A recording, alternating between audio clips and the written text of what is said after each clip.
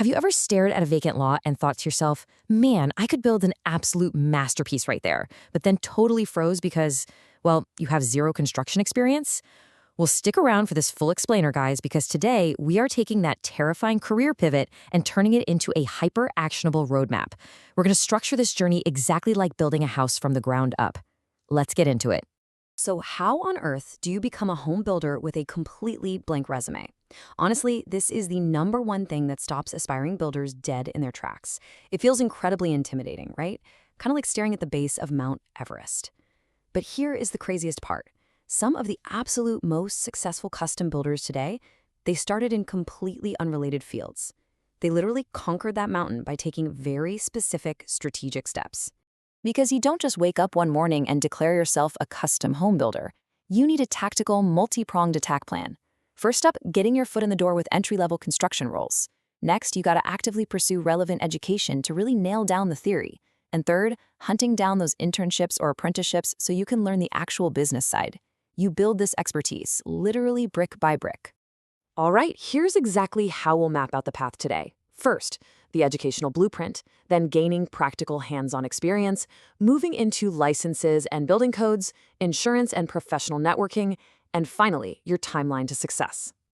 Okay, section 1, the educational blueprint, planning your foundation.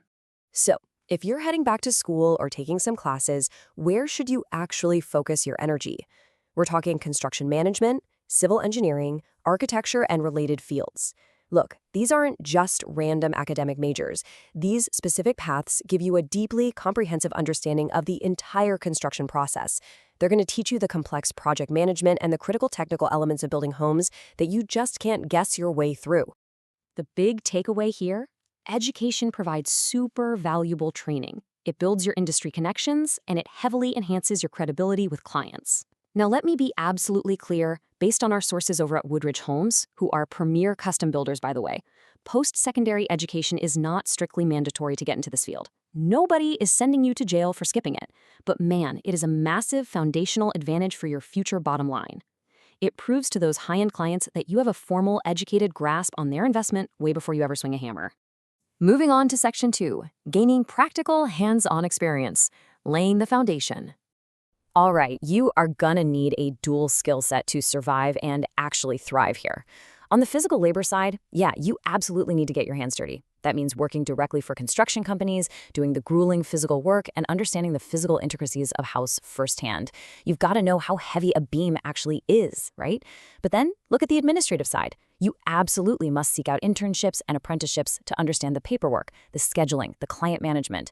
You can't just be a hammer swinger and you can't just be a dust jockey. You need both to be a successful boss. We can visually bridge the gap right here.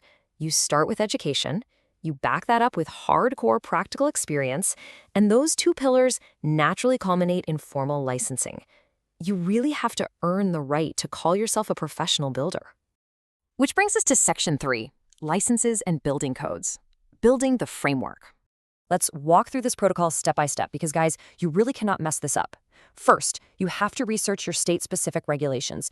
Every single state has totally different rules. What flies in Tennessee might literally get you a massive fine in California. Second, you got to accumulate that necessary work experience we just talked about. Third, hunker down and prepare for the required and often pretty rigorous exams. And finally, obtain that official builder's license. Getting this piece of paper is paramount. It instantly boosts your credibility and unlocks doors you wouldn't even know existed. Keep this in your head. Building codes are the pillar of construction projects. Guys, this isn't a suggestion. This is the law. You have to devote serious, ongoing time to studying and staying completely updated on local and state building codes. Adhering to these codes is a strict legal requirement, but even more importantly, it's the only way to ensure the physical safety and the lasting quality of your builds. Look, one collapsed roof ruins your reputation forever, so stay on top of the codes. Next up, section 4, insurance and professional networking, fortifying the house. Let's look at a highly specific but crucial industry term, builder's risk insurance. Basically, this safeguards your active construction projects from completely unforeseen events. We're talking catastrophic fires, theft of insanely expensive materials, or sudden natural disasters. Why am I highlighting this? Because holding this specific insurance doesn't just protect your wallet, It mitigates massive risks and instills deep, unwavering confidence in your clients and stakeholders. They need to sleep at night, knowing their $1 million investment is totally protected if a tornado rolls through the job site. Here's the thing. You cannot build a custom home in a vacuum. Your professional network is diverse, and it is totally critical. Obviously, you need the master trades, right? The carpenters, the electricians, the plumbers. But look at that last piece of the network, legal experts. You need to consult with specialized legal professionals to really get a comprehensive grip on those ever-changing regulations and building codes we just talked about. A successful builder is really just a great conductor of this giant collaborative orchestra. But how do you actually find these master tradesmen and brilliant lawyers? You have to execute on an action plan. Go join industry unions. Get out there and attend massive trade shows where all the new materials and methods are being showcased. Actively participate in local community events. You literally have to leave the office and go shake hands. Networking is a seriously powerful tool, and building these relationships is what's going to guarantee the success and the smooth operation of your future projects. All right, Section 5, your timeline to success, setting realistic expectations. Let's map out the actual reality of this journey. According to our sources, you are generally looking at a 3 to 5 year average process here. Look at year 1. This is all about diving into that post-secondary education and fighting for those entry-level roles. Year 2 is where you grind, accumulating that tough, practical experience out on the job site. By year 3, you're shifting gears, intensely preparing for your exams and mastering those state regulations. And jumping ahead to year 5, well, that's when you typically achieve full licensure and possess a really robust, established network of professionals you trust. It's a marathon, guys, for sure, not a sprint. The absolute crucial point that ties this entire explainer together is this.